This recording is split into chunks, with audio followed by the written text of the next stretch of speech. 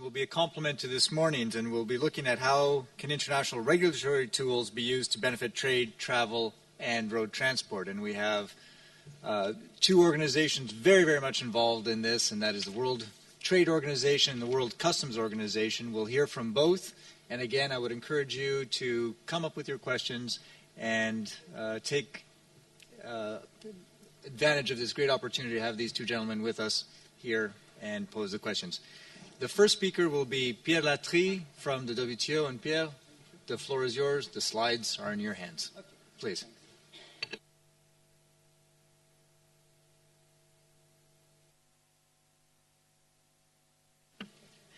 Okay, so I'm going to talk to you about what WTO can or is trying to do for your sector. And in fact, there are three things, but I will deal only with two of them.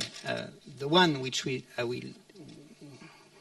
I will not deal is the overall Doha Development Agenda negotiation, but this point was covered by your president. It is true that if the Doha Development Agenda negotiation succeed, and you know they are mostly about custom duties for goods and agricultural protection and a bit on services, they will inject in the economy something like $150 billion of additional wealth, and therefore of additional trade, and therefore of additional cargo. Now, some of this cargo, of course, will be maritime cargo, but in the end, we all know that trucks have to come in the harbor to carry them. So it is true that a success of this negotiation will certainly help your sector in not only in the short term, but also in the long term. However, the picture is not very rosy. We don't know exactly where we are. We are still waiting for the intention of the new US administration, and position seems to be as far apart as they were 1, 2, or 3 years ago. So it's not likely that we're going to get an outcome this year, but one never knows in WTO. So let me move to a narrower subject. There are two negotiations of specific interest to your industry. One is with trade facilitation, and another one is with road GATS, that is to say General Agreement on Trade and Services, and road transport, to get it short, liberalization at worldwide level. I will start by trade facilitation. Now, that's not my specialty. It's a specialty of a colleague of mine, but she briefed me before I came here. And trade facilitation is a bit of an exception in the WTO negotiation in that it is the only one that is really progressing. That is to say, whereas the rest is paralyzed, for instance, in my own sector of activity, we haven't had nothing serious for the last 4 or 5 years. NORA is very busy, and the agreement is progressing. One of the reasons for that probably is that although it deals with custom issue, it's not negotiated by custom officers, with all due respect for my WCO colleague, but by trade officials. And therefore it's going a bit quicker. And there is no either north-south divide. There are some questions like consular fees that may oppose, for instance, EU to Latin American country. But there is no clear front, and that because everybody realizes that it is not a zero-sum game. That is to say that everybody will win in the end by a trade facilitation agreement, and that includes local industry. And countries that were traditionally reluctant, like India and Pakistan, have changed their ways because they have realized, at least under the pressure of the industry, that it was in their own interest. Of course, India and Pakistan are less of an interest to you for road transport, but in the end, their cargo will have to be carried too from the European ports. So, what is on the table? And essentially, the idea is to eliminate non-tariff barriers. There's 3 articles in the original 1944 GATT agreement, which deal with transit and certain custom formality. And the idea is to overhaul this article to improve the regulatory framework and eliminate this non-tariff barrier. So what does it mean precisely? Well, to cut it short, three things. The first thing is to improve transparency. For instance, having due process right, like appeal and review, to have inquiry points, to be able to use internet for documentation, to have certain publication requirement, overall to make the formality more transparent. The second aspect is to alleviate or suppress, if possible, export and import fees and formality. Of course, other than custom duties, which are a legitimate instrument under the GATS. And that would include, for instance, statistical fees, import licensing fees, etc., etc. Reduce and harmonize these fees. And the third aspect is about transit. And there again, on transit, and I'm sure we'll come back on that because it's a subject that is very dear to your sector, the idea is to reduce fees, to harmonize rules, and to reduce red tape through cooperation, and also to basically implement the existing discipline, which is another difficulty. Right. So, in the end, what will this kind of discussion lead to, hopefully?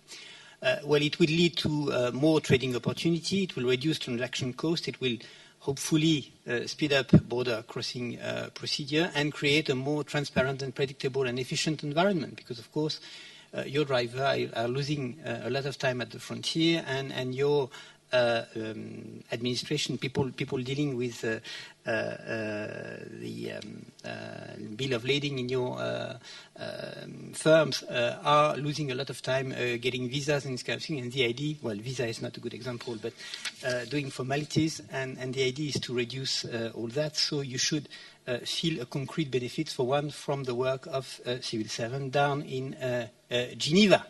And that's another way to present it, is a greater harmonization, enhanced efficiency, more transparency and protection against arbitrary discontinuation of reform, because there is, of course, an intentional commitment to do reform, and common direction in trade facilitation efforts. Now, let me move to my own business, which is the GATS. Now, we cannot, like EU, establish freedom to provide services in one go, so we do that in a different manner. The various WTO member, 150 member, can take commitment in various sectors. So it can be telecom, can be banking, can be shipping, can be road transport. And when they take this commitment, they commit to liberalize the condition of operation at a certain level, which is negotiated. And this level can never, ever be deteriorated. And then this level is made available to all WTO members and subject to periodic negotiation to improve them. So when you look at what we got, we have approximately 1/3 of our members, 49 among 153, that have a commitment in freight transport, a bit less for passenger transport, 47. You see also 50 MFN exemption. Now, what is an MFN exemption? It's our jargon to say that when you have a preferential or reciprocal agreement which gives to another partner either more than MFN or less than MFN treatment, you've got to take an MFN exemption to cover it. So, in fact, these things here are meant to cover the bilateral agreement. And that, of course, empties to a large extent the agreement of any value with regard to cross-border traffic. It may still have a very interesting feature with regard to the establishment in a given country, because the conditions of establishment are bound. But with regard to cross-border thing, when there is a bilateral agreement, it is preserved and it's never been addressed seriously. Situation is similar for passenger transport, and the huge potential market of concession for urban transport has never been seriously addressed in a WTO context. Now, what are the potential gains of liberalizing, or at least binding? Because I mean, you can also bind at the existing level of liberalization, or you can even bind at a higher or more restrictive level than the one you're actually practicing. Well, it's kind of simple, and in that respect, road transport is no different from any other services sector. It's in fact attracting foreign investment, and with foreign investment, state-of-the-art technology and management, more competition, better service, lower price for the consumer, and a new opportunity in foreign markets through the so-called win-win effect. That is to say, what the little you offer, you get a reward on the 149, hopefully, other country, and so you get much more. Now, of course, that's a propaganda picture. Now, let's see the other side of the coin. For the offering country, of course, this means competition to its national provider if you attract foreign investor. It may mean a disruption of the bilateral framework because WTO is meant to be MFN, to treat all foreigners alike, although we've seen already that with the MFN exemption there are exceptions to that. In certain instances, it could mean the risk of skimming off of the traffic. For instance, if you liberalize passenger transport without any public services obligation. It could also mean, it could also threaten, if you don't do that properly, which goes back to the question of the sequencing of reform that we've talked about beforehand. It could have an effect of disruption on prices and network. And of course, it may also, by raising the level of traffic, create environmental problem, at least increase the overall level of emission, although we've seen that you've made considerable progress in that respect over the last 20 years. Now, this, should come back to that, this explains that to a large extent, road transport has not been a key subject in WTO. In fact, the WTO negotiation for services are progressing through a group of friends. That is to say, in a given sector, there's about 15 countries that groups together and ask to another group of 15 countries commitment in a given sector. And there's about 15 of this group. And I must tell you that road transport has no friends. Not even Turkey, who is relatively active with regard to road transport in the WTO, be it in the Trade Facilitation Forum or in the GATS, has created a group of friends. So you have no friends. And I don't know if it's sad or not. At least it may reflect a kind of cautiousness of your trade negotiator and of the transport ministry negotiator towards liberalization in road transport, because, of course, there's a tradition of bilateralism and up to a certain extent of protectionism. And all this may be perfectly rational. I don't know, and I have no opinion on the question, but you certainly have. Now, to finish with that and to give you a more concrete idea of what we are talking or negotiating, we are negotiating very concrete things. So what I've done here is that I skimmed through the 50 commitments by a member in road transport, and I've tried to gather the type of restriction one could find. And there are very classical things that you certainly meet in your daily business life. Like, for instance, foreign ownership restriction, requirement of incorporation, requirement of establishment in a country to provide cabotage services, and so on and so forth. And these are precisely the type of restriction that you could bind, that is to say, to freeze at a certain level, or that you could impose and freeze forever if you're in a defensive position, or that you may want to get rid of if you're in an offensive position. And I've done the same thing because I know that IRU covers not only freight but also passenger, for passenger services. And I must say that there's no large difference in the type of restriction one can find in passenger transport. So the overall conclusion I can give on GATS is that if you are interested in liberalization, then you should push your government to make requests with regard to road transport. And there's also an aspect on which I would like to insist, which is that governments and probably the business or the industry always is obsessed by a cross-border aspect. And we've seen through earlier slides that cross-border is very marginal. I mean, this figures of 1% of a trip over 1,000 kilometers tells it all. Most road transport takes place within borders. So, in fact, the GATT is not so much about cross-border, which is anyhow a marginal activity. It's about establishment. And whereas you may have defensive interest in the protection of your international traffic from your country, you have probably offensive interest with regard to establishment. Think only, for instance, of a country like China. Think of a company like Yellow, which is number 2 or 3 in the US, which has established a subsidiary in China. Think of the cargo there is to carry in China. Think of the technological and managerial advantage you have over a Chinese company of trucking. You know exactly how to optimize a fleet. You know exactly how to fill in a profitable manner a truck, and there's more and more trucking to be done because factories in China are moving inland, they're moving to Chongqing from Shanghai, and they've got to be carried, be it by rail, be it by barges, or be it by trucking. So there are huge opportunity, at least for the large firms like the Willybets or the Calberson of this world, in countries like China, and tomorrow in India, and tomorrow in Vietnam. So I would ask you to consider for a while your offensive interest and not necessarily to stay blocked on your marginal defensive interest. And that's about it. Thank you.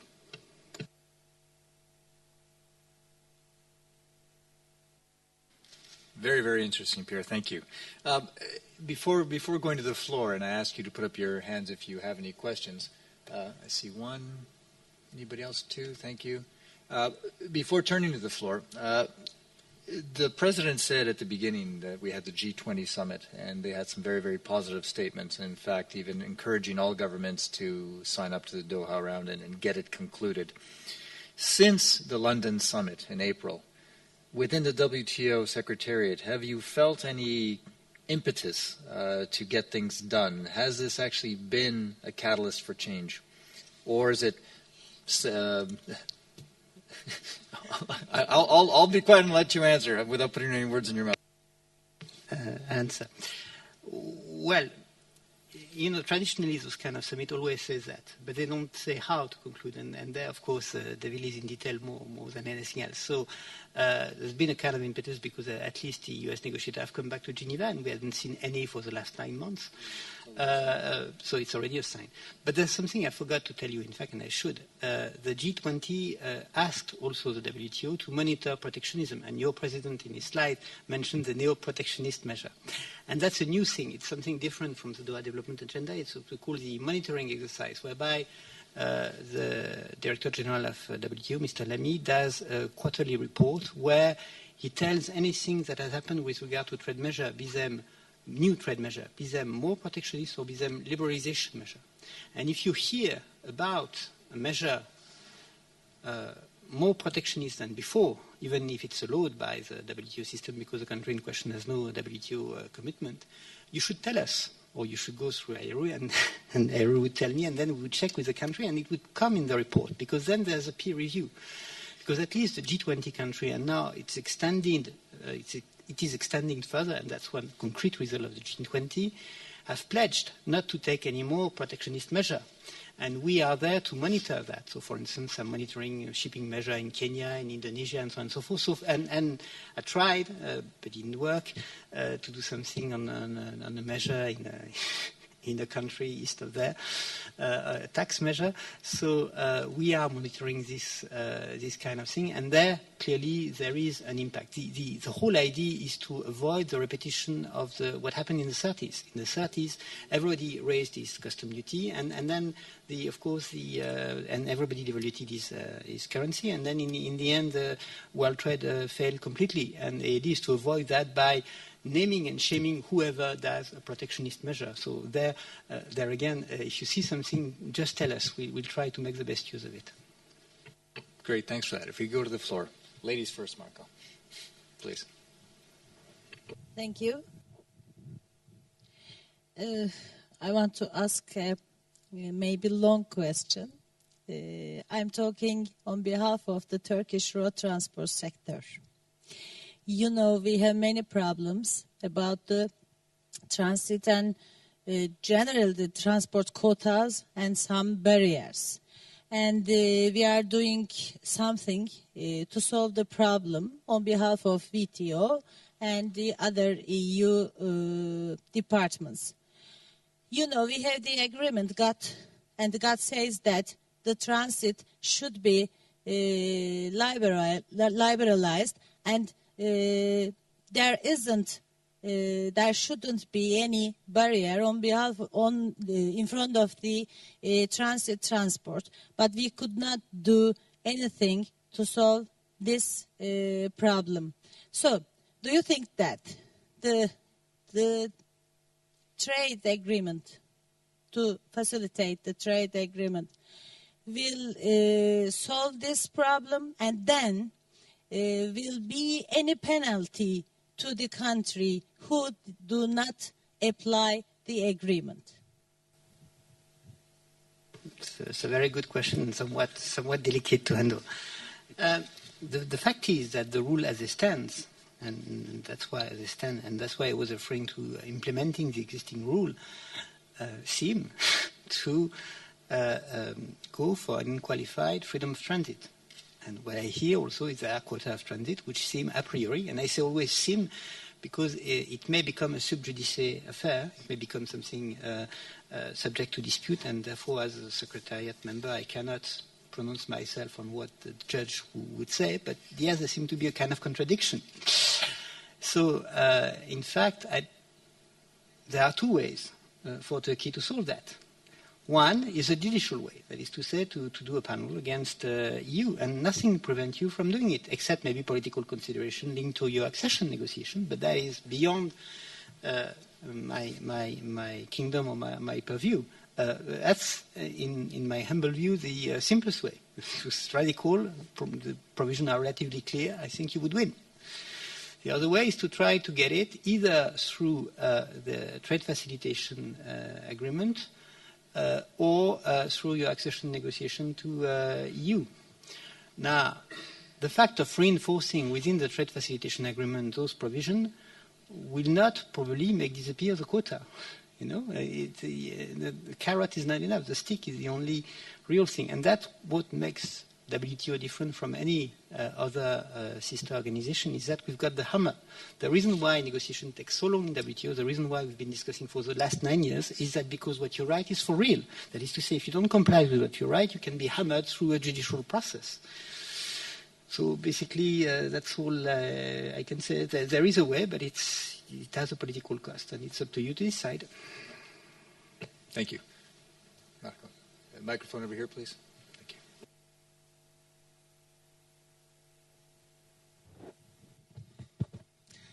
Thank you, Chairman. My name is Marco Sorgetti, and I'm the director of CLECAT, Freight Forwarders, Logistics, and Customs. First of all, thank you for this explosion of ideas that was unsuspected and extremely stimulating. There is one point that maybe I was not good enough to understand, but perhaps you can clarify it for me. You seem to advocate a sort of higher level agreement fostered by the WTO, which would encompass the most favored nation agreement and bringing into one scheme where countries could access, sort of make the instrument available for people to adopt, or is it just another way of harmonizing the different bilateral agreements? I mean, in my imagination, I am looking at this in a sort of mentality like an enhanced type of agreement for people to adopt on a voluntary basis and then comply to it, and then to try and get as many nations as possible into it, or is it too far out in the future? I guess there you're talking about the GATT aspect, the yes, bilateral, not the facilitation. Well, the GATT, WTO in general, is a bizarre instrument which is a bit different from others. The first difference is that you cannot make any reservation. So what you commit and what you take is a package. Of course, there's a compensation to that, which is the kind of menu. You can choose on the menu. That is to say that in addition to the general discipline of the GATT that you're obliged to abide to, you choose a list of sectors where you take commitment. And if you decide not to take road transport commitment, like 100 members of us have done, then you've got no commitment on road transport, except for MFN, and except, they say, treating all foreigners alike, but you can treat them bad, for instance, include them all, and except there again if you've taken an MFN exemption. So it's kind of complex, but basically you can choose to have commitment on road transport or not. And what I'm advocating is more commitment on road transport, because if you look at it in an intermodal perspective, and as a freight forwarder, I'm sure you have an intermodal perspective, road transport is at the stage where shipping was in the 17th century. It's even less liberal than air transport, which is, let's say, at the beginning of the 19th century. And the benchmark for that, up to a certain extent, is maritime, where anybody can go anywhere. Between US and China, you would find a Danish ship, Panamanian flagged, with Filipino officers. I'm not advocating having Filipino drivers in Europe. I'm not antisocial. That's not what I'm saying, what I'm meaning. But the shipping is an industry like any other, even more globalized than other, where basically businessmen take their decision established line wherever they want. Now, in road transport, you're very far from that. It's probably clear that it's more efficient in economic terms, this kind of multilateral organization where you can choose a place where you can serve is more efficient than a pure bilateral system. So all I'm saying is that in the long term, because the WTO has been there for 60 years and hopefully is there for centuries, we may be the place where this evolution will take place, like it will do for air transport. In a way, it's a kind of ECMT at worldwide level. Now, of course, worldwide level doesn't make sense for road transport as far as cross-border is concerned, because, of course, you will never cross the seas. But it does already make sense for establishment. Again, the example of yellow. I don't know if it's clear. I mean, the problem is it's a very complex legal instrument, and it's not that simple to explain. Sorry for that. Pierre, you said in your presentation that at the WTO, road transport has no friends. I'd like to pursue that a little bit more and see, in your opinion, it could even be your personal opinion, you don't have to speak on behalf of the WTO here, but is this the reason why there have been no dispute settlement initiations taken, nothing done in terms of Article 5? Is it because nobody's willing to stick their neck out for road transport within the WTO? Probably it's because everybody is violating the transit provision. And it's not the only case. I mean, the fact is that the WTO has very strong discipline, but so long as you are not subject to a panel, you're not forced to really implement the discipline. But the day you're caught, you're dead. And for instance, in the whole world of services, so bank, telecom, transport, anything, we had only 5 panels in 10 years, whereas there could have been thousands. And in the whole WTO system, there's been something like 300 disputes in 60 years. There could have been thousands of them, because we are aware of many cases of breaching. And it's what I call the skeleton in the cupboard syndrome, where everybody has something to hide. We're all sinners, and therefore we members, I say we because I used to be in the French delegation and the EU delegation when I was young, we always thought twice before starting or initiate a dispute. However, when a strong commercial interest comes into play, like, I don't know, bananas or steel, then people don't hesitate anymore. And I think that the system is underused and should be used more, because it is there to serve. My next comment will be related to something we'll hear from later in this discussion. But what would stop, based on WTO rules as they exist today, what would stop a truck here in Leipzig, going from Leipzig all the way to Beijing? So Germany, a WTO country, China, a WTO country. What would stop that truck from going from this door here to a place in Beijing? Is there anything with the rules that would say, yes, of course they can? And is it politics and the lack of willing to stick the neck out that actually permits somebody to do that today? Well, I have a question back to you.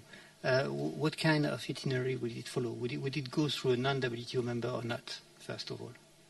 I'm thinking of Russia, for instance, but also Azerbaijan or Uzbekistan. Well, let me put the question back to you. What are the options? If we could find an itinerary that's all WTO member states, or if you had to go transit through a country that is non-WTO state, what would be the rules that apply? Okay. Now, we should then distinguish. So imagine an itinerary with... No. Yeah, no problems. No, so let's imagine an itinerary where they're all WTO members. Then we should distinguish two aspects. One, which is the bilateral traffic from A to the final destination, V, and the transit aspect. Now, on the transit aspect, I think I have covered it in my answer to the Turkish lady, which is, it seems, that the rule implies freedom of transit.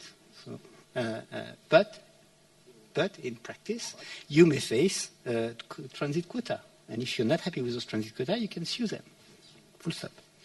As far as B and C is concerned, it depends on their commitment or not. It depends on the existence or not of an MFN exemption.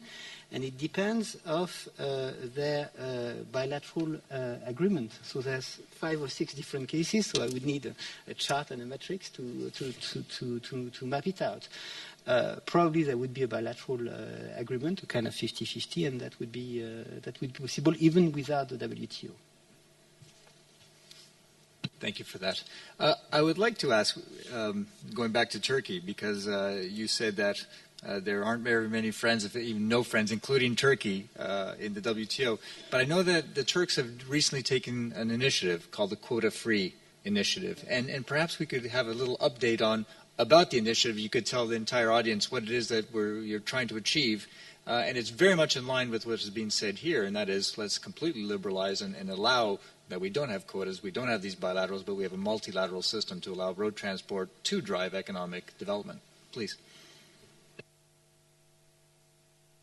Please. Thank you. First of all, if you allow me, I want to give this files to the participants about our quota problems. Maybe it will help to everyone. And sorry. Again, I want to thank you. And you know the high potential of Turkey to become a logistics hub with a population of around 78 million people, you know. And also the Turkish fleet, I want to tell about something, 45,000 vehicles, for only the international road transport. And 400,000 staff in the sector. And it's very important in Turkey. And we are transporting the Turkish export of 43%. And the 60% of this export is done to Europe. But we cannot do in the recent years because there is quota problem for the Turkish hauliers. European Union says that Turkey is not the EU member, so we are applying some non-tariff barriers to the Turkish hauliers. But we say that you are doing to not you are doing to the Turkish hauliers, you are doing your products. Because you know the foreign investment is very important in Turkey, and most of the foreign investment belongs to European Union investments, you know. So when the European Union makes some barriers, the Europe products cannot go to the trade, and maybe the prices are coming higher day by day. So, and also we say that Turkey is one of the part of the European Union's customs zone. You know, we have an agreement, we have a protocol, and we are the member of the customs union. So the barriers should not be, and the transport and also the trade done in sustainable conditions. Thank you very much. Thank you for that. If there are any other questions for... a comment, please. Now, may I in turn react to... it's unfortunate that the PowerPoint presentation I have here is not on the screen, because I think it would be of great interest to the audience. But I see here something that is very dear to my heart, which is that you have indicated what were the level of the quota with a certain number of your partner, bilateral quota and also transit quota. And you've put even a map on that. And in fact, I'm struck when dealing, I'm dealing also with shipping and with air transport, and I'm struck when dealing with road transport with the complete opacity of the bilateral system. Now, in aviation, for instance, there is a place where you can find the 2000 bilateral agreement. And in fact, with those 2000 bilateral agreement, I made a database where I've given a mark between 0 and 50 to each of the 2000 bilateral agreement, and therefore I've been able to evaluate the overall liberalness of the policy of each and every country. Now, my idea is to do the same thing for road transport. And it's very difficult to do that because there is no data. And I find it difficult to talk, or even more, to negotiate on a subject without knowing anything about it. Because the basic thing is that if you look at the description of what are the bilateral agreement, their content, and the level of relentlessness there exists, there is no literature. There are 3 pages in the Translate 2004 from ERU. There is a paragraph in a prognose analysis, and there's a 10-page document from ECMT dating back 1998. And that's it. That's the whole literature. If you look for the same thing in air transport, you would find thousands of pages, and myself I've written 1,500 pages on it. So my personal aim, that I'm all alone and I'm looking for academia support and anybody in professional organization support, is to do the same thing for road transport. We can only discuss this question when we'll be able to map out what is the geography and the law and the degree of liberalization of your sector on a country-pair basis, meaning in Europe with 30 countries, something like, 2,000 agreement. But before we get there, there is no way to discuss that in a serious manner. So be it. Thank you for that last observation. We will now turn to our last, but I can definitely emphasize not least, speaker. We have the great pleasure to have with us the Secretary General of the World Customs Organization, Mr. Kunio Mikuriya, I hope I pronounced your name correctly, who will talk to us about not only facilitation but security as being almost 2 sides of the same coin, that you cannot have facilitation without the proper security measures in place. Secretary General, the floor is yours. Well, thank you very much. I should begin by thanking the IRU to invite me to this forum, which provides a very, good opportunity for us to, tackle this, common issue, especially in this downturn of, difficult condition of economic downturn. Earlier, the president of IRU stated that for a cup of coffee, perhaps 29 companies across the 18 countries are concerned. So potentially, theoretically, you might have encountered 18 customs administrations. So we are very much relevant to you. And you have also talked about how the IRU tries to contribute to the quick recovery, economic recovery. And especially in relation to the G20, we also took an initiative to issue a recommendation, 3 recommendations. First, trade facilitation is important where customs is ready to play an important role. And secondly, but capacity building is also important, including the infrastructure aspects that already the question was there. And thirdly, the WTO pledged that it will, monitor name and shame approach. But we will also continue to monitor the new trend in international trade. But we are not taking name and shame approach, but rather try to identify what are the best practices and try to encourage members to adopt. For example, we observed that drying up of trade finance is problematic. So what customs can do? Perhaps, so what we have encouraged our members to review whether the deferred payment of duties could be introduced or prolonged, or can they think of easing the guarantee conditions for duties? And, well, they are small but pragmatic steps trying to help our trade and transport partners. And fortunately, those recommendations were, say, included, or, say, I found a large echo in the G20 communique. So I appreciate that G20 activities. And now what we have to do is to really operationalize the, say, commitments made at the highest political level at the G20. Well, as advocate of trade facilitation, of course, I will continue to promote trade facilitation using our WCO instrument.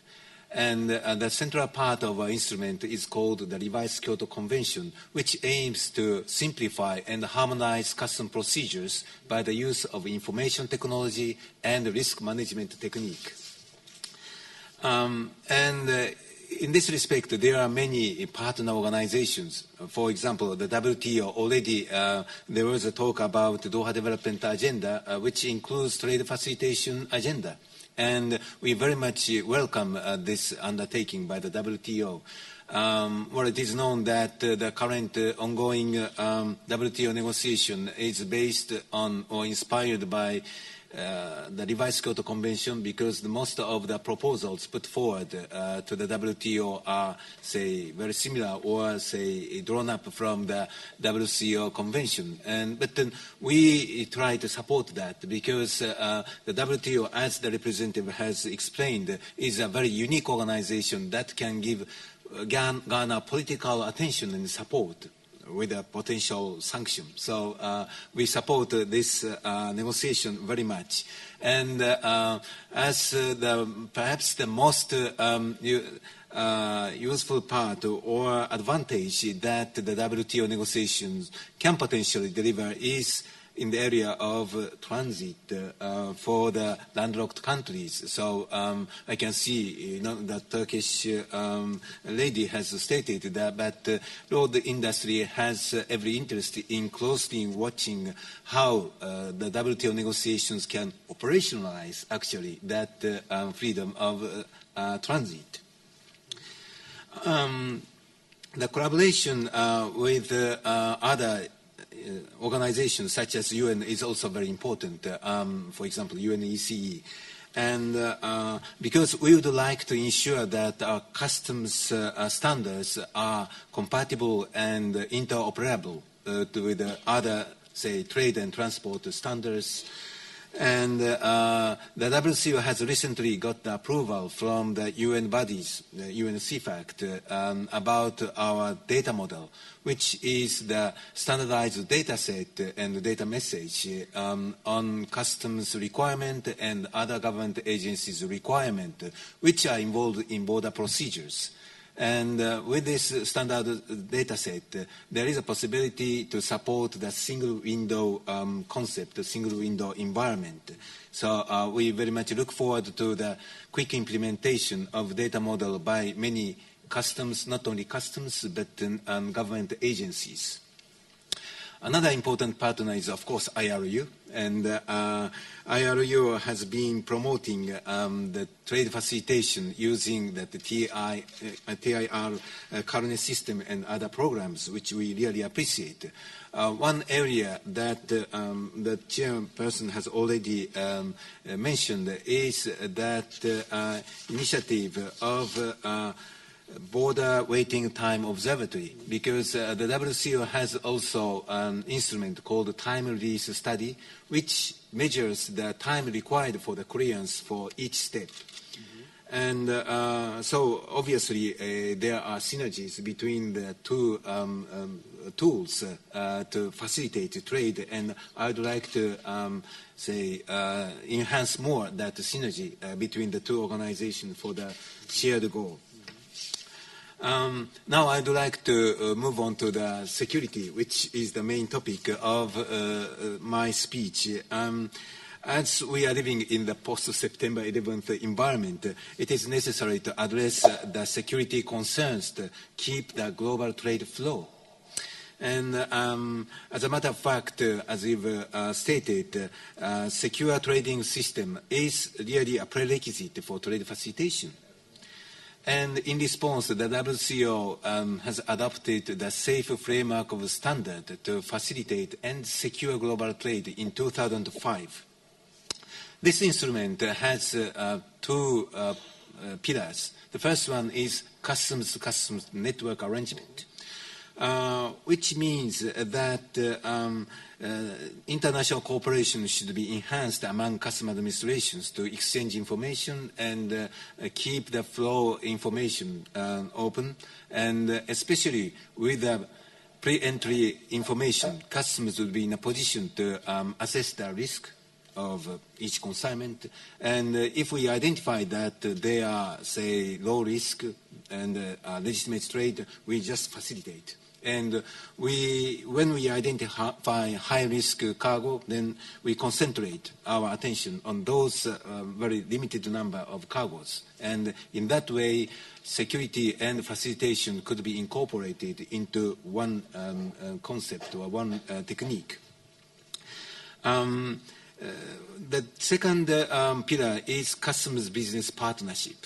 Because where can we get the information? It is from the business. And from the origin to the destination, there are many business partners involved. And we need to get the partnership from them. And so we have set up new standards called authorized economic operators. So when we customs identify compliant traders, which could provide us information in a timely and accurate manner, we provide facilitation for those compliant traders. And by that, we can facilitate trade for legitimate traders. And this is a very important tool to, increase or enhance partnership between customs and business. And in terms of the implementation of this safe framework of standards, we have 174 members, but already 156 signed a letter of intent to implement the safe framework of standards. And since customs business partnership is considered as the key component, many administrations have actually started to implement the AEO program at national or regional level. However, the benefit of AEO system will be maximized if administrations provide recognition of the other countries' AEO programs, which is called mutual recognition. And in that way, once you are accredited for the authorized economic operator in one country, and if it is recognized by other countries, then you can get facilitative measures, benefits from all administrations concerned. So we are now, the WCO is now developing the compendium of what kind of AEO programs are now emerging, and for our developing country members, how you can step by step achieve that AEO concept. Of course, for several countries, administrations, I have to say, first you have to start to have a meaningful dialogue with the business partners in trade and transport. But then those kind of step-by-step approach is really necessary. And as developing countries need assistance, so we launched a capacity building program called Columbus Program, and try to assist members to implement this framework of standards. In this regard, we see that not only customs network and custom business partnership, we need to work more with other border agencies involved in border crossing. And the coordinated border management is one of the areas that we are putting emphasis on that. Well, as you might have observed, a security concern could impose potentially another burden on transport and trade industry, such as mandatory 100% scanning of consignment for the security purpose.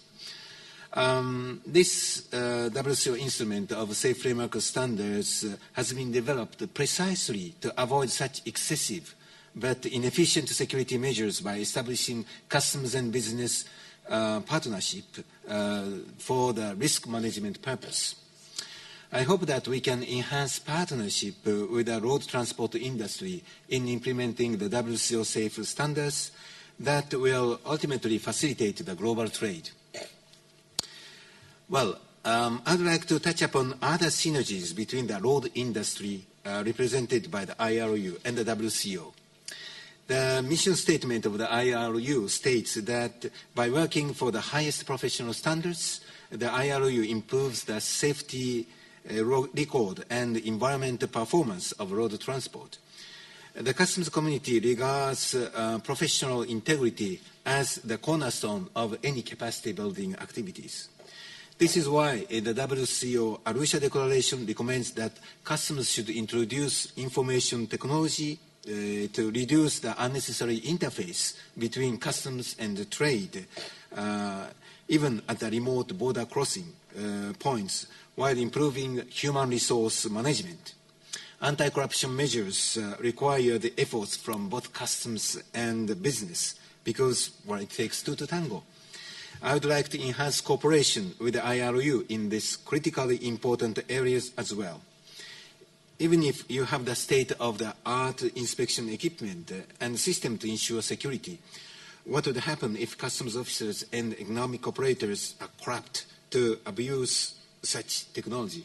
So this is the common objective, I think. Finally, the theme of this year for the WCO is customs and environment. Customs can play an important role at the borders to protect the society from the inflow and outflow of hazardous chemical goods against the environment, toxic waste, and endangered species. Again, I need a partnership of our business partner in protecting environment. Effective cooperation with the road transport industry is the key to achieving the shared goal of a secure and environmentally friendly trade environment, which facilitates legitimate trade. That should be the basis of sustainable economic development. Well, again, I would like to thank the IRU and its members for giving me this opportunity to jointly explore the future challenge and opportunity for the global trade and transport. Thank you.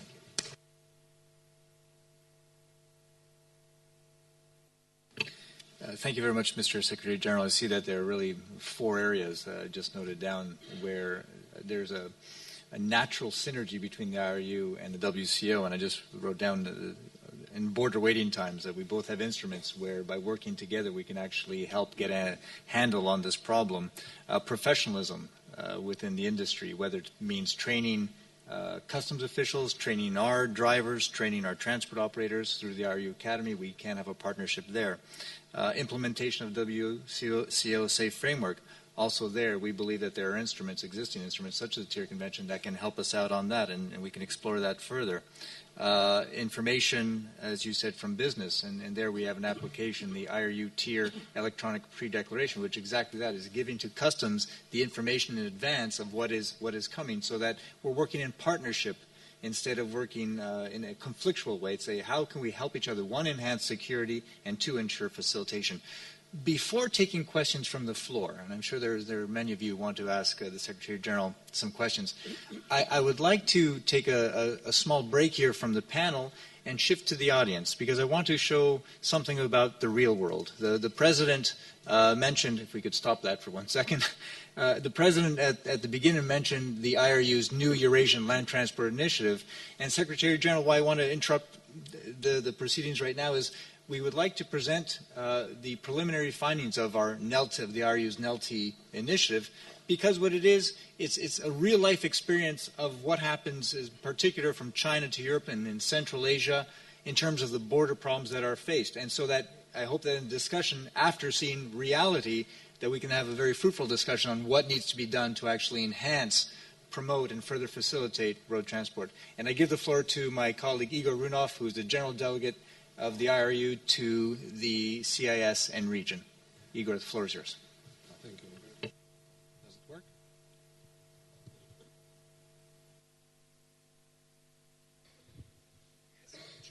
Hello? Yeah, thank you, Umberto.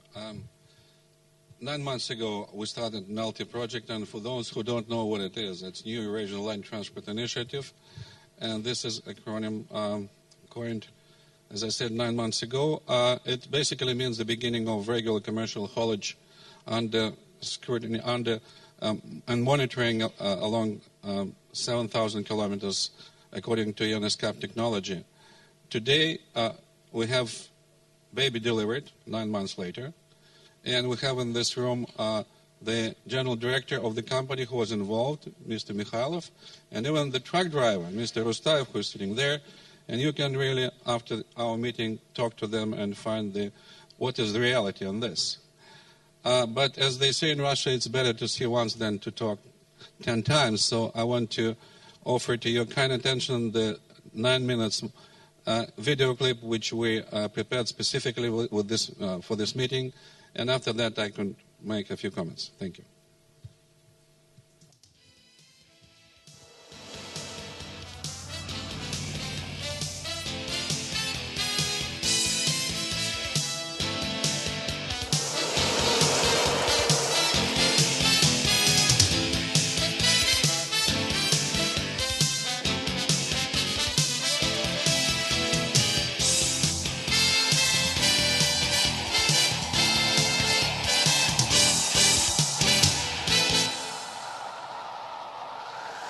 After the successful launch of the IRU NELTI initiative in Tashkent a few days ago, allow me from Bukhara, the city also called the fascination of gold, to present my sincere wish to transform this new initiative into a new success story for the IRU.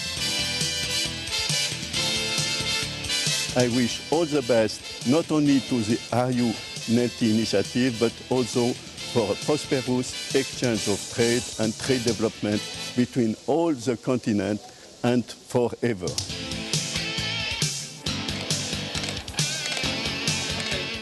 So 9 months have elapsed since the start of the project. This has been an intense period of work for the IRU, our associations and logistics companies. To recap, 12 companies from 9 countries have been participating in the project.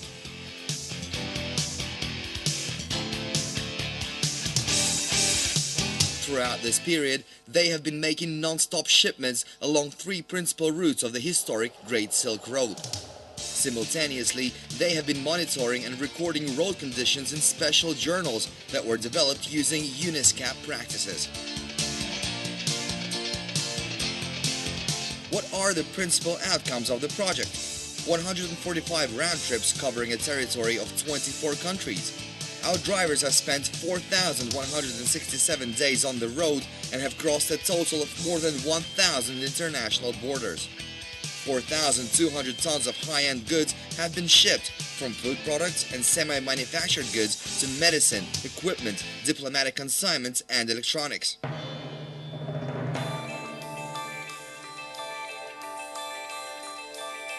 Some may say, so what? And to a certain extent, they would be right.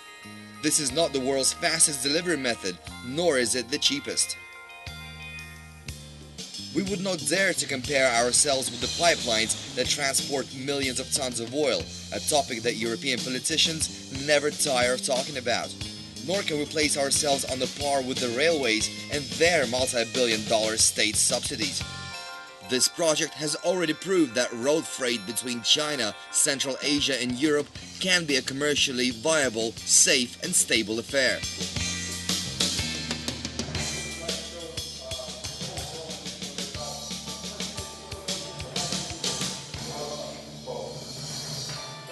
What is more, road vehicles, unlike other forms of transport, can achieve huge economic knock-on effects. In the same way as the ancient caravan routes did, vehicles do much more than just link people and nations.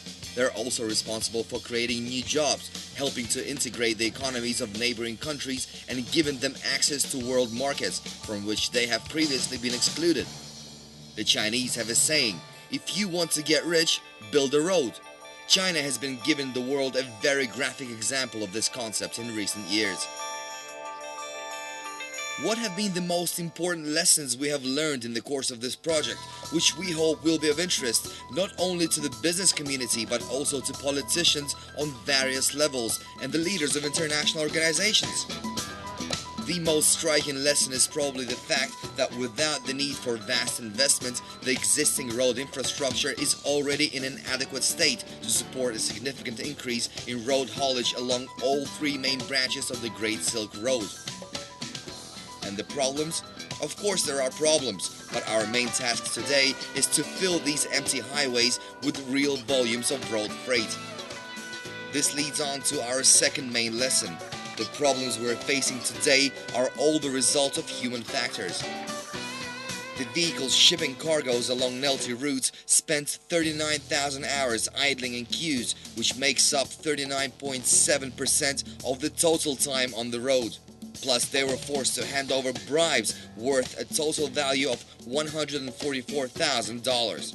When a driver spends nearly 40% of his time waiting at border crossings and nearly half of all his expenditure ends up in the pocket of a civil servant, irrespective of the ministry he's supposedly serving, how can we even talk about real economic factors?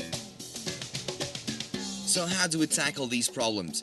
Clearly, we're not going to be able to remove corruption overnight. There is a solution. We need to make the procedures for crossing borders as straightforward as possible and reduce the contact between drivers and unscrupulous functionaries to a minimum. This is where the governments of transit countries can play a real role. They need to sign up to the relevant UN international agreements in this field as soon as possible. At the same time, they need to set aside the current ineffective system of total control at border crossing points and introduce universally recognized risk management systems. They're widely known, and this is our third main lesson. Let us take as another example the choice of routes. The shortest one from China to Europe is the Central Route. However, it involves crossing the Black and the Caspian Sea. The Nelty project has shown that in the best case scenario, the Central Route can be covered in 5 to 7 days. But this necessitates dovetailing the ferry schedules, which are currently geared towards servicing the railroad, at least as far as Caspian Sea ferries are concerned. New logistical solutions need to be found, which involve thinking outside the box. A step towards this would be the setting up of major logistical and consolidation centers in all the countries which share a border with China. As well as acting as staging posts, they could in the future also take on certain manufacturing functions prior to shipping goods to their end users. This forms the basis of the fourth and fifth lessons learned from our project.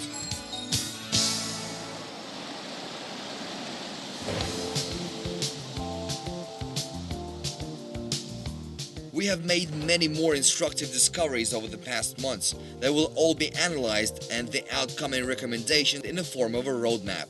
The implementation of the roadmap is the essential feature of Phase 2 of the Nelty project. The participating companies and associations have already requested this. To date, the most important feature is to provide an interface between policy, national interests of individual countries, and business interests. Many procedures have already been introduced and are developing successfully. We're only at the start of the process. Nevertheless, we need to consider where the main thrust should be directed. Where should we be looking for decisive changes in the next 2 years?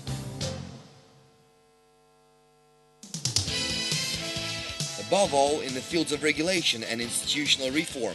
The move from an outdated bilateral regulatory approach to the multilateral regulation of international road shipments is already starting to take place. These processes have already been initiated in the larger regional formations in Eurasia. When combined with the setting up of the Eurasec Customs Union and the introduction of the electronic pre-declaration of cargoes, this will significantly simplify and speed up the delivery of shipments. The implementation of Article 8 of the 1982 UN Convention on the simplification of procedures at frontier crossings in all countries will also have a positive effect. Volumes of traffic over the 3 NELTI project routes will even out. A factor in this will be the opening of the Kashgar-Andijan-Osh highway in 2009 and the implementation of the trilateral agreement between China, Uzbekistan and Kyrgyzstan. Proper regulation of the Caspian Sea ferry schedules will also lead to a significant rise in shipments along the NELTI Central and Transcaucasian routes. The anticipated joining of China to the 1975 TIR Convention will lead to a gradual opening up of internal markets and an increase in cargoes being manufactured in Central and Southeastern China for export westwards to Central Asia and Europe. All this and much more, which we have not had time to mention here, will lead to radical changes in Eurasian relations in the next few years. This is the start of the formation of a real market for road freight haulage, the establishing of large-scale logistical chains, including the creation of major consolidation centers to process cargoes, and multi-transport shipments using ferry crossings over the Caspian and Black Seas.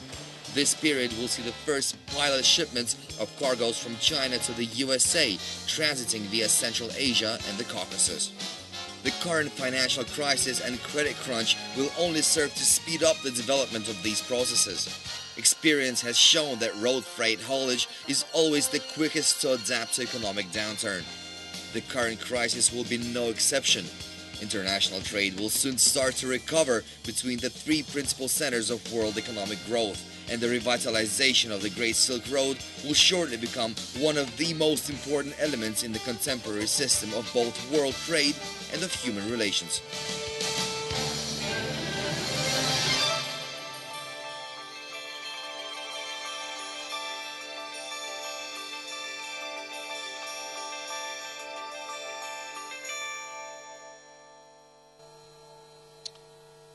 So I hope you share the main conclusions of this movie, and just a few. It's pretty straightforward.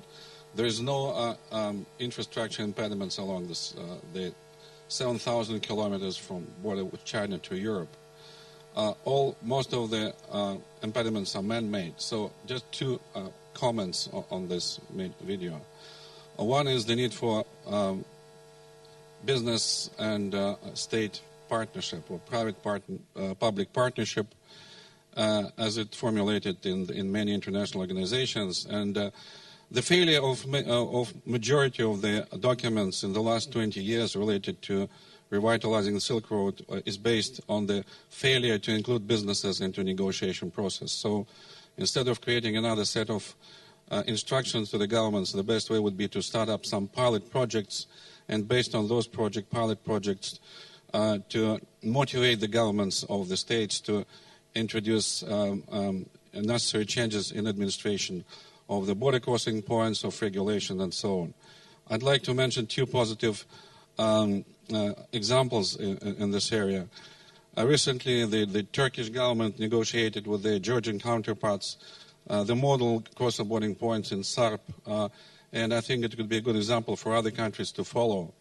Another example is the decision by Uzbek government to create a major consolidation center not far from the border with China, which might eventually be used as free economic zones. That would also give additional impetus to the movement of goods.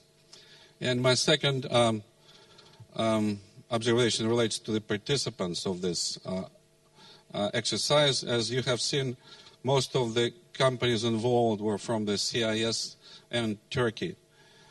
But there's still, as we found out in Warsaw during our conference, there's a lot of opportunities for Western companies to get involved, and they're welcome to go and bring to the heartland of Central Asia their knowledge and their experience. I'd like to remember 200 years ago when the American economy was built, and there was a slogan coined, "Young men go west." So I would invite Western company to use the same slogan and to go east this time. Thank you.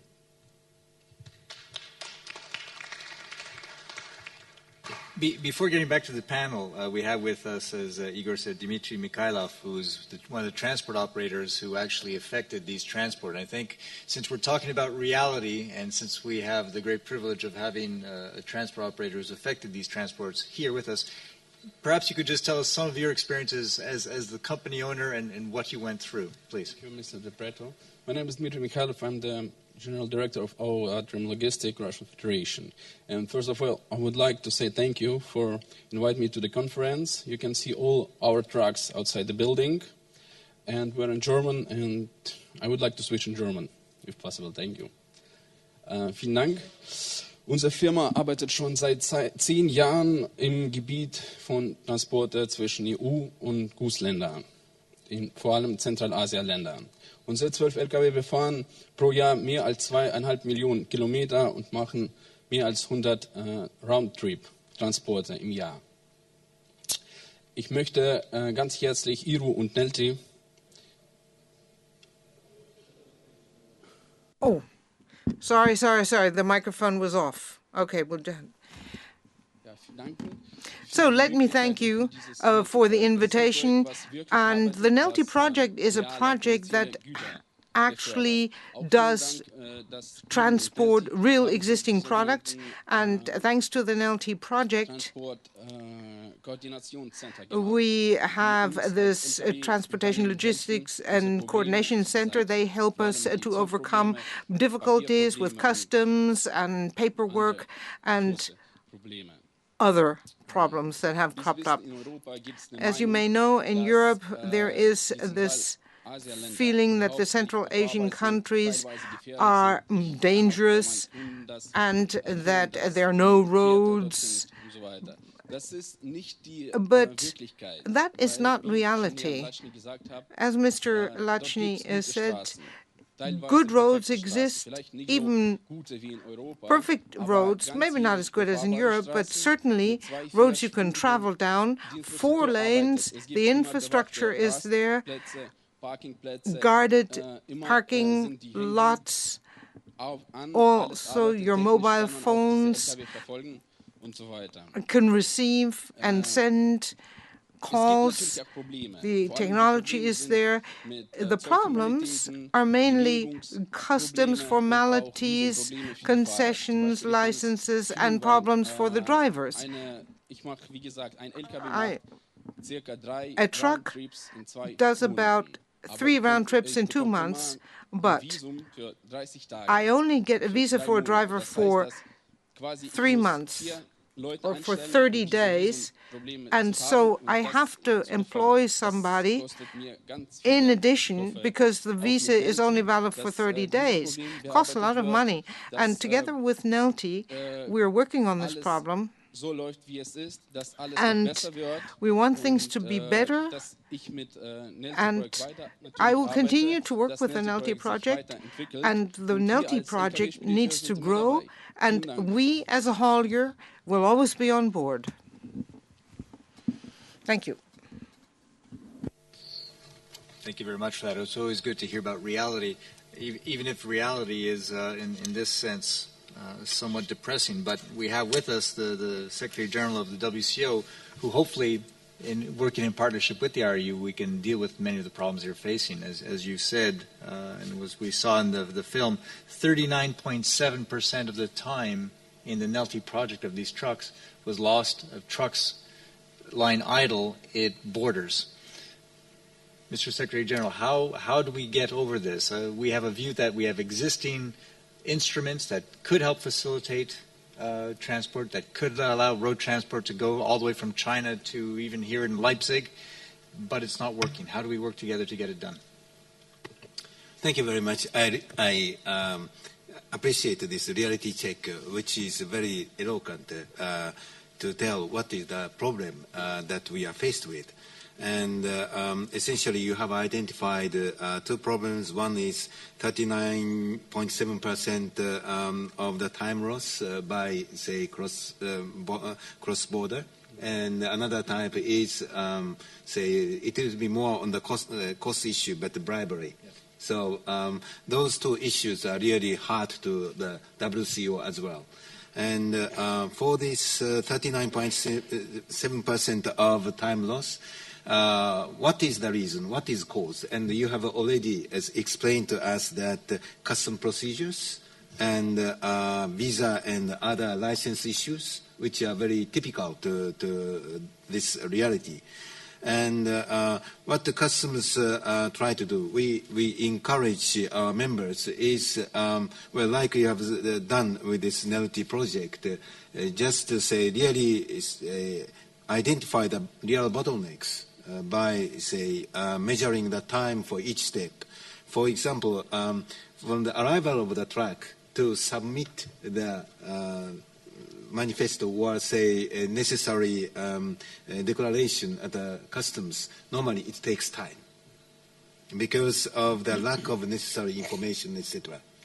And then from the submission of that declaration to get the permit, it takes time, of course. And sometimes, even after getting the permit, it takes time to really, say, clear goods. Some quite often caused by infrastructure or, say, the practice of the private sector. But what we see is that for those, I can divide more into, say, steps. For each step, we have to identify what are the problems and what are the, say, potential solutions to those causes.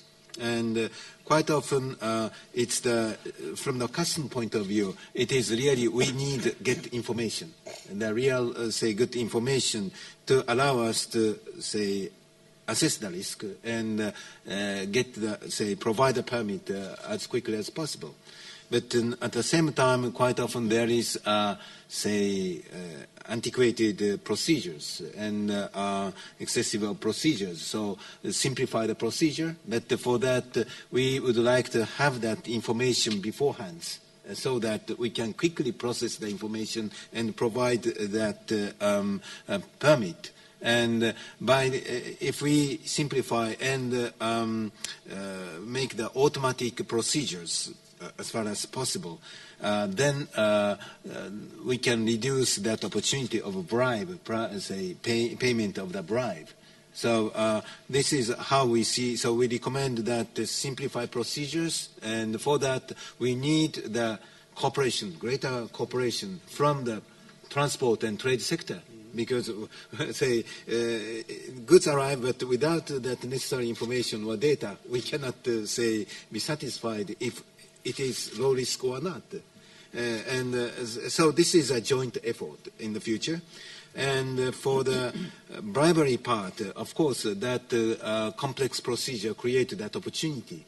But at the same time, it is true that there are traders and transport that are ready to pay bribe to get unfair advantage vis-à-vis, say, other, say, colleagues in the industry.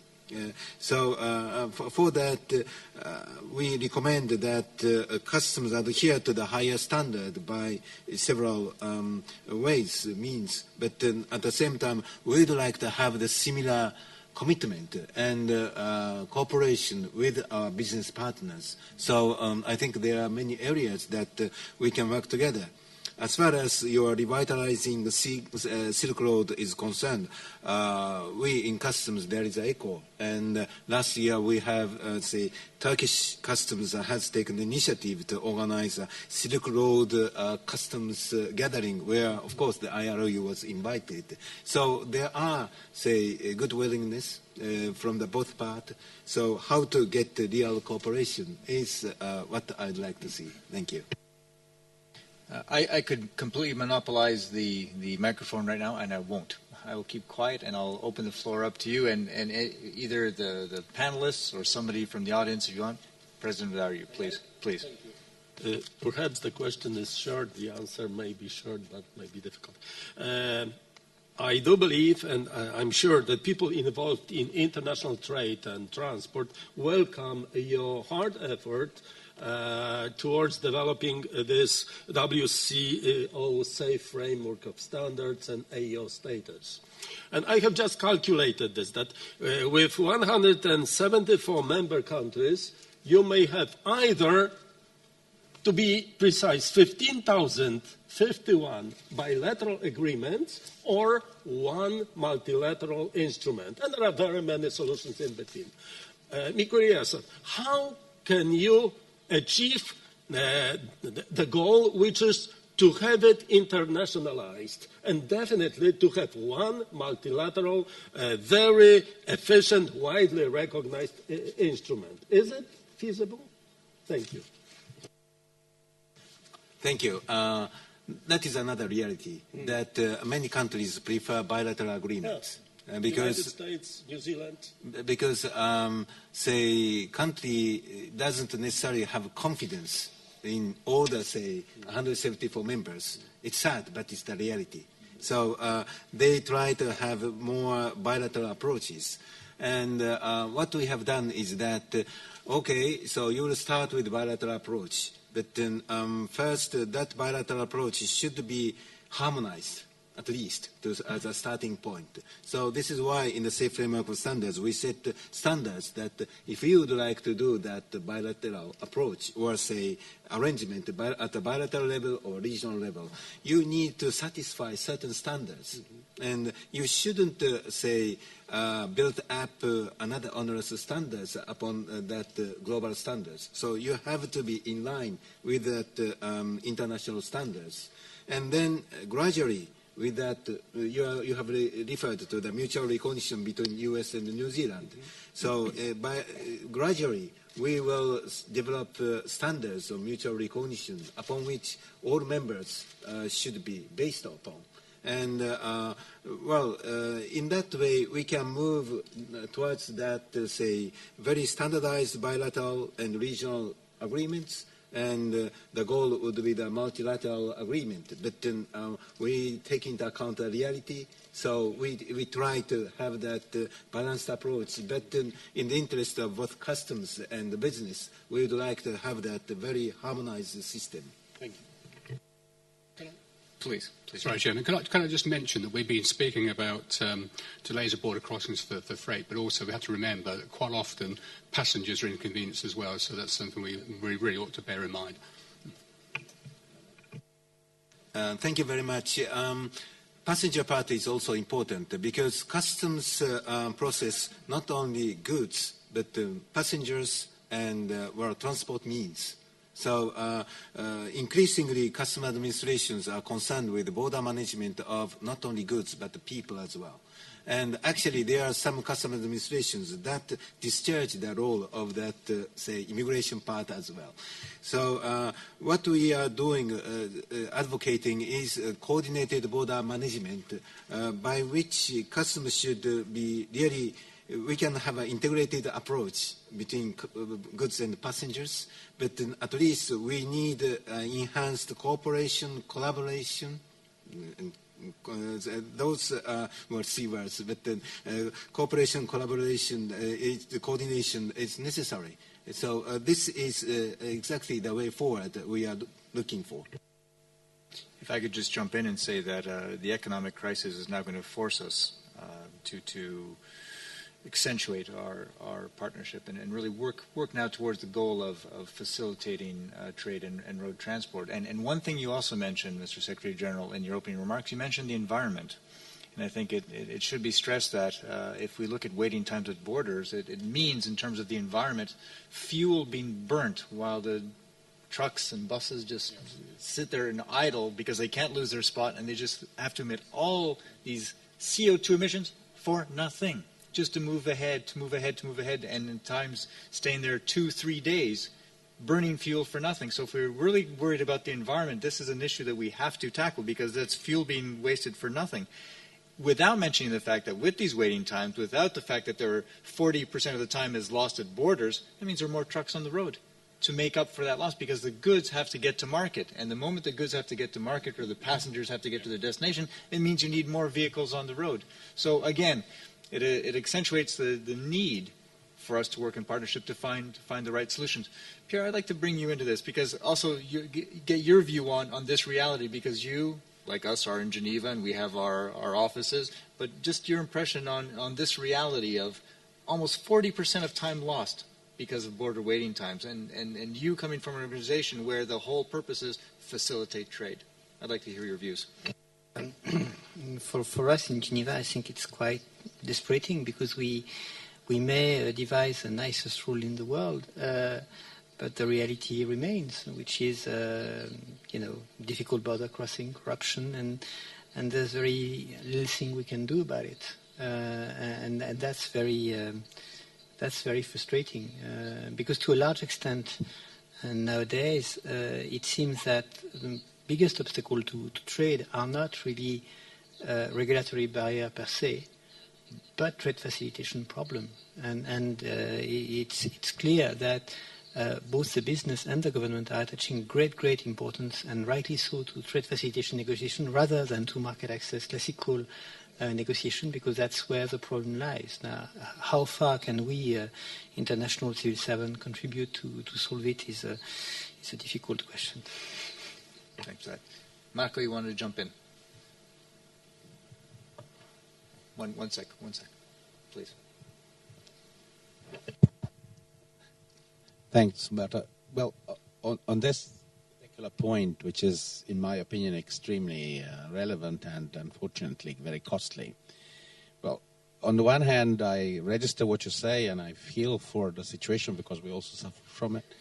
On the other hand, I almost am inclined to congratulate you on the achievement, considering that if you switch onto air freight, for instance, which is what we do a lot. I mean, we carry 90% of air freight. Well, 74% of the time, freight sits idle. It doesn't fly. It doesn't do anything.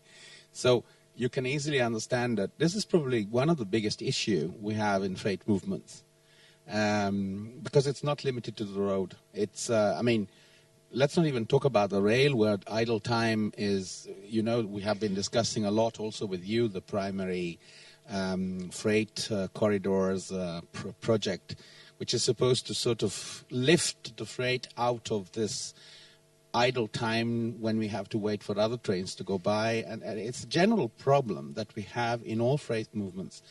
I think we really have to think seriously about the savings that can be made in all modes of transport if we can actually tackle this particular problem.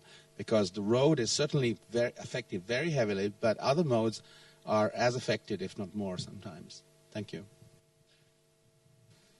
Please. Allow me maybe just to say a few words.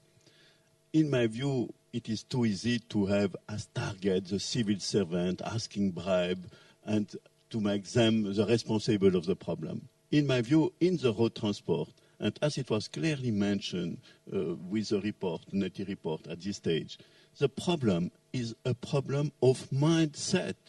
People simply don't know that when we are blocking a truck, we are penalizing not the driver, we are penalizing the economy. Since 20 years, maybe more, we have been since 50 years, we have been producing months after months, years after years, fabulous facilitation tools. Those tools exist, they have been signed, but they are partially implemented. And I would like to congratulate the Secretary General of the World Customs Organization, because you are very open on all these questions, and personally, I am sure that the civil servants are the victim, are not the reason of the problem at the border, because these facilitation instruments, which are based on harmonization of the procedure, or facilitation of the procedure, as you rightly mentioned, are simply not implemented. And for them, it is impossible to do their job in an efficient manner. Very often, due to the lack of harmonization, we have also a big difference in the salary from one border of the border crossing point and the other side of the border, which create automatically kind of jealousy or compensation system. Therefore, the lack of harmonization, the lack of true implementation of the existing instrument are the real cause of this massive loss not for the driver, not for the fleet operator, but for the economy as a whole. And at least I would like to finalize my speech by stating we are committed and we are ready to work together to implement truly and effectively all these facilitation instruments. And the words of the Secretary General are, for me, encouraging words that I'm sure we will work together and I'm sure that we will have some fruitful results of this meeting today. And thank you for participating so constructively in our debate. Thank you very much. Mr. Marmi has touched upon a very important point of mindset. And this is what we are trying, because we can provide technical assistance, but that's not enough. We have to change management, and we have to encourage them to take a leadership role in changing this mindset. And for that, we are providing best practice and how to inspire customer management, how you can change management. But at the same time, the prerequisite is political support.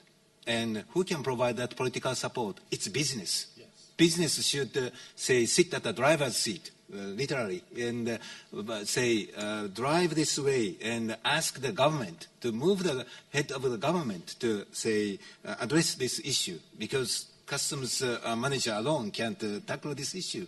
So the stake is very high for both sides to work together. Thank you. Yes, please. Good afternoon. Sorry? Yes, my name is Marius Meledieu. I'm the transport specialist of the International Labour Organization. I firstly would like to express the ILO's satisfaction for the reason that in this room we have representatives of the government agencies, the employers, and at least one driver. And this is where I'm getting at. Any project in the transport sector or in any other sector has to acknowledge the role of all the stakeholders and the partners, the role of the governments, the role of the employers, and also the role of the people, the drivers. So I would like to ask to what extent the drivers or their representatives have been consulted or given input into this project, and to what extent this project has addressed the working and living conditions of the drivers. May I point out that the drivers sometimes are afraid to speak because they pass through the same borders over and over again, and there is evidence that if they report something which they have seen that is incorrect, then the next time they will have harder time. And the way to go around this is to let their representative organizations to bring the case on the table. The drivers can freely speak to their organizations, and then their organizations can collaborate with the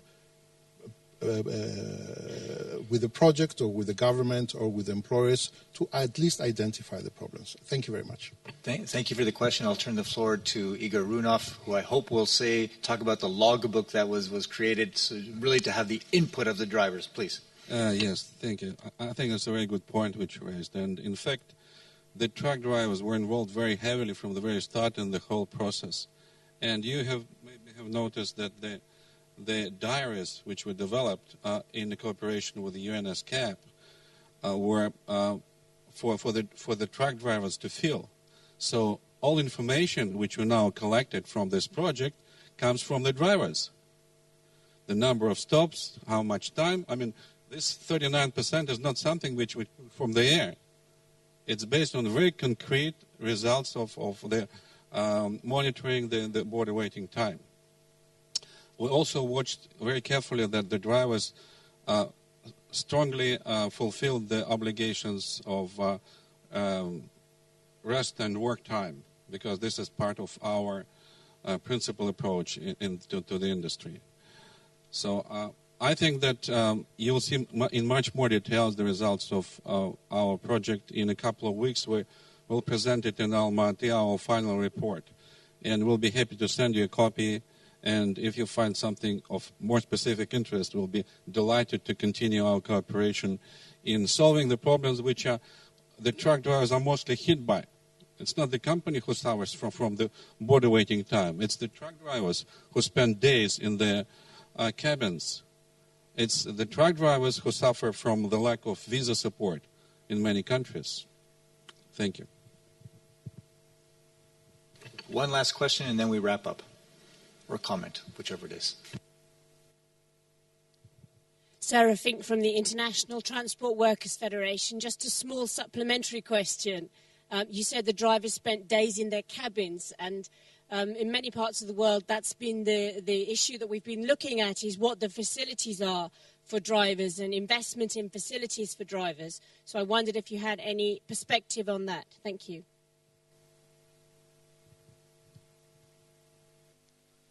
Well, even in the most developed border crossing points in Europe between Poland and Belarus, I know that from time to time, occasionally on the Christmas Eve, there are 50 or 20 kilometers queues, and where do you expect them to stay? That's hundreds and thousands of people involved, and not everywhere the conditions are as good as Europe. So, as I mentioned before, we have a wealth of information about that. They're based on very specific information.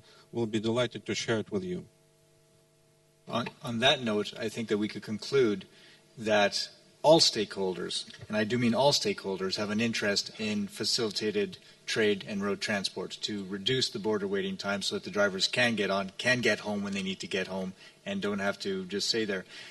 On that note, it's surprising at times for us that you have some organizations such as Amnesty International who declare, oh, look at all the problems we have in the world. Why don't they go to the borders and show what it is that these drivers are being held hostage because of the waiting times, and yet nothing is said. It's just truck drivers, it's just trucks, big deal. Instead of one, there's the economic argument, there's a social argument, the drivers themselves, and the environmental argument. And there's the human factor is completely being denied here. Thank you, Peter. I am wrapping up, and how I'd like to conclude is that all stakeholders have an interest in promoting and further facilitating road transport. And I therefore name all of you in this room, all the stakeholders, ambassadors, to go now and speak with the ministers who will be here and joining us in these next 2 days, and to speak to the ministers and say, this is essential. We cannot talk about economic recovery until we start talking about facilitating road transport. You can't have one without the other. So you're all officially now named ambassadors of the IRU, of the WCO, of the WTO, of all these organizations to go and spread the good word to the ministers. And on that note, ladies and gentlemen, thank you very much for your attention. Thank you for all the great contributions from the floor, and look forward to seeing you in the next few days. Thank you very much.